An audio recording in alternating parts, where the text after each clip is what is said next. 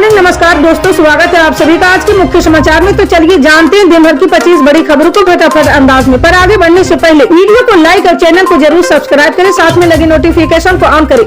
चलिए video start करते हैं।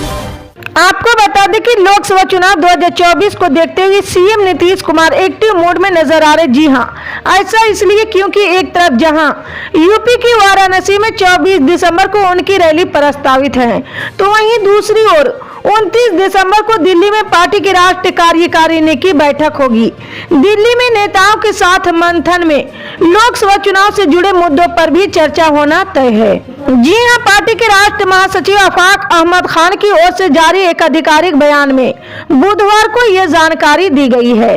बयान में कहा गया कि राष्ट्रीय अध्यक्ष राजीव रंजन सिंह उर्फ ललन सिंह ने 29 दिसंबर 2023 को पूर्वाह्न 11:30 में नई दिल्ली में पार्टी की राष्ट्रीय कार्यकारिणी की बैठक निर्धारित की है। इस बैठक में पार्टी के सर्वोच्च नेता बिहार के मुख्यमंत्री नीतीश कुमार समेत पार्टी के वरिष्ठ नेता और राष्ट्रीय कार्यकारिणी के सदस्य शामिल होंगे।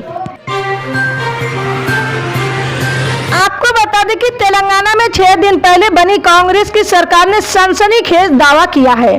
पार्टी ने आरोप लगाया कि रेवंत रेड्डी के नेतृत्व में हमारी सरकार को गिराने की कोशिश की जा रही है। ये आरोप सीधे भारतीय जनता पार्टी और भारत राष्ट्र समिति पर लगाए हैं।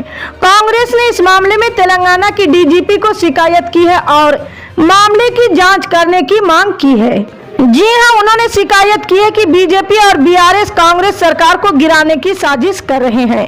कांग्रेस नेताओं ने आगे कहा, बीजेपी और बीआरएस ने किसी तरह की साजिश का बयान दिया। हम लोगों ने डीजीपी से इस मामले की जांच करने का आग्रह किए हैं। जी हां, वहीं कैलाश ने आगे कहा, तेलंगाना में जनता के समर्थन से 10 दिन बाद कांग्रेस की सरकार बनी। पार्टी ने प्रदेश अध्यक्ष रेवंत रेड्डी को मुख्यमंत्री बनाया। ये जनता की सरकार बनी है। कांग्रेस तेलंगाना की विकास की दिशा में काम करे, लेकिन बीजेपी की विधायक टी राजा सिंह और बीआरएस नेता कादियाम श्रीहरि और पल्ले राजेश्वर ने बयान दिया कि 6 महीने बाद तेलंगाना सरकार गिर जाएगी। हमारे पास बहुमत है, लेकिन बीजेपी नेता और प्रधानमंत्री नरेंद्र मोदी और के चंद्रशेखर राव पैसे देकर सरकार गिराने की कोशिश कर रहे हैं। इसलिए हमने मामले की जांच करने के लिए डीजीपी रवि गुप्ता को ज्ञापन दिया है। आपको बता दें कि मध्य प्रदेश के नवनियुक्त डिप्टी सीएम राजेंद्र शुक्ल घायल हो गए। जी हां, बताया जा रहा है कि समर्थकों के बीच हुई धक्का मुक्की में राजेंद्र शुक्ल को भी चोट आ गई है। जानकारी के अनुसार उनके घर पर उत्साहित समर्थकों की भीड़ पहुंची थी, जो माला पहनाकर राजेंद्र शुक्ल को बधाई देना चाहती थी। अचानक इस बीच धक्का मुक्की में शुक्ल के कंधे में मामूली चोट आई है। फिलहाल प्राथमिकी इलाज के लिए उन्हें डॉक्टर के पास ले जाया गया है। आपको बता दें कि आजाद भारत की लोकसभा में अनाधिकृत तौर से प्रवेश करने का सनसनीखेज मामला अपने आप में बहुत गंभीर है। चलते सदन में बिना अनुमति के प्रवेश करने, सुरक्षा घेरा तोड़ने पर देशद्रोह जैसी धाराएं लगाई जा सकती है। के मनन के मुताबिक इस मामले में अभी आईपीसी ही लागू है। नई भारतीय दंड संहिता कानून देशद्रोह की धारा भी लगाई जा सकती है, क्योंकि सांसद के भीतर इस तरह के कर्तव्य देश के खिलाफ माना जाता है। लिहाजा देशद्रोह के अधिनियमों के तहत कार्रवाई की जा सकती है और देशद्रोह के तहत उम्र कैद की सजा का भी प्रावधान है। जी हां, बता दें कि संसद परिसर में कोई भी व्यक्ति बिना वैध प्रवेश पत्र के एंट्री नहीं ले सकता। जो भी संसद के अंदर जाता और अगर वो सांसद नहीं है तो उसका प्रवेश पत्र अलग से बनता है, भले ही वो कोई सरकारी अधिकारी ही क्यों ना हो। खास तौर से अब से 22 साल पहले 13 दिसंबर 2001 को संसद में हुए आतंकी हमले के बाद से तो सुरक्षा को लेकर ये दावा किया जाता है कि कोई भी भारी भरकम वाहन लेकर भी परिसर में हमला करना चाहते हैं तो भी नहीं कर सकता। परिसर में घुसने के लिए कई स्तरों की सुरक्षा जांच से गुजरना पड़ता है। आपको बता दें कि टीएमसी नेता महुआ मोइत्रा की संसद सदस्यता रद्द होने का मामला सुप्रीम कोर्ट पहुंच गया है। हालांकि बुधवार को सुप्रीम कोर्ट ने तत्काल सुनवाई करने से इनकार कर दिया है। चीफ जस्टिस डीवाई चंद्रचूड़ ने कहा कि पहले मुझे एक ईमेल भेजे, मैं इसकी जांच करूंगा, उसके बाद जरूरी आदेश पारित करूंगा। सीजेआई ने महुआ के वकील से कहा कि याचिका को सूचीबद्ध करने पर आगे फैसला करेंगे।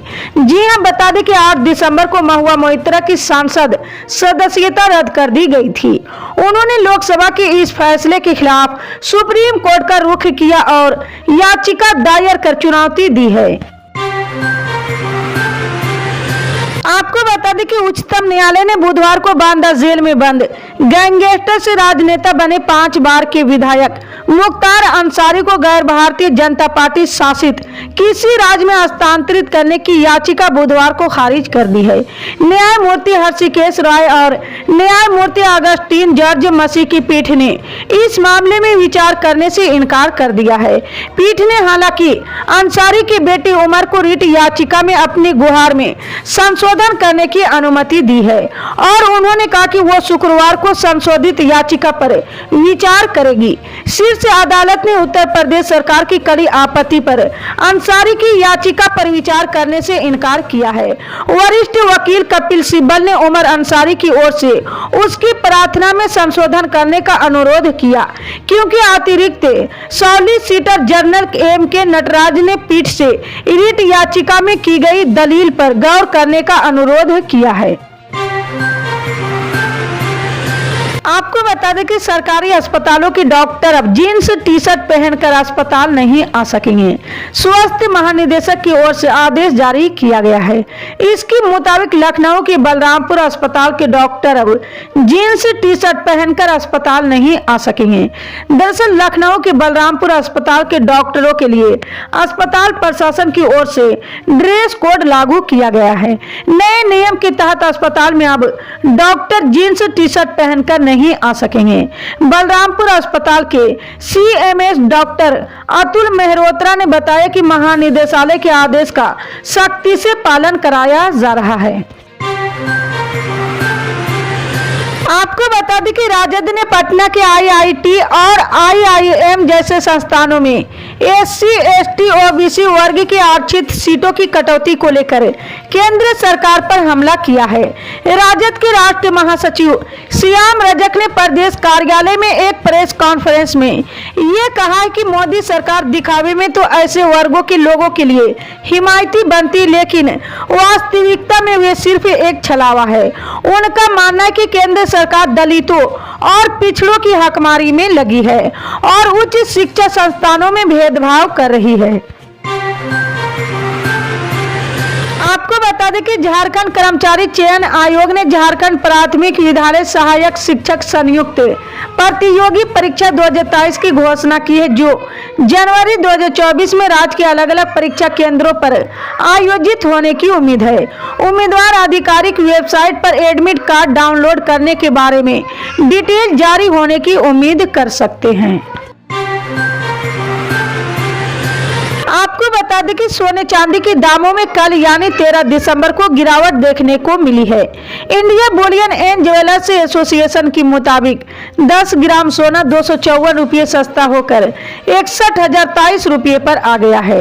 इस महीने की शुरुआत में भाव 63,805 रुपये प्रति 10 ग्राम पर पहुंच गया था। जी हां, वहीं चांदी में भी आज गिरावट देखने को मिली है। ये 754 रुपये सस्ती होकर 70,818 रुपये प्रति किलोग्राम पर आ गई है।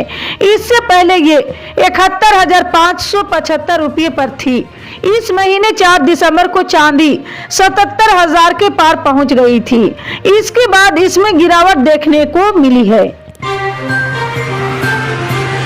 आपको बता दें कि इजरायल और हमास के बीच जंग शुरू हुए 2 महीने से ज्यादा समय हो चुका है, लेकिन ये युद्ध थमने का नाम नहीं ले रहा। जी हाँ, हमास के हमले के बाद अब इजरायल लगातार गाजा में एयर स्ट्राइक कर रहा है। इस बीच जम्मू कश्मीर के पूर्व मुख्यमंत्री फारूक अब्दुल्ला ने इस जंग को लेकर बयान दिया है। उन्होंने कहा कि मुसलमानों के पास पावर तो है, लेकिन एकता नहीं है। जी हां, बता दें कि एक दिन पहले आर्टिकल 370 पर सुप्रीम कोर्ट का फैसला आने के बाद फारूक ने जम्मू कश्मीर को लेकर अजीब बयान दिया था। उन्होंने कहा था कि जहन्नुम में जाए कश्मीर।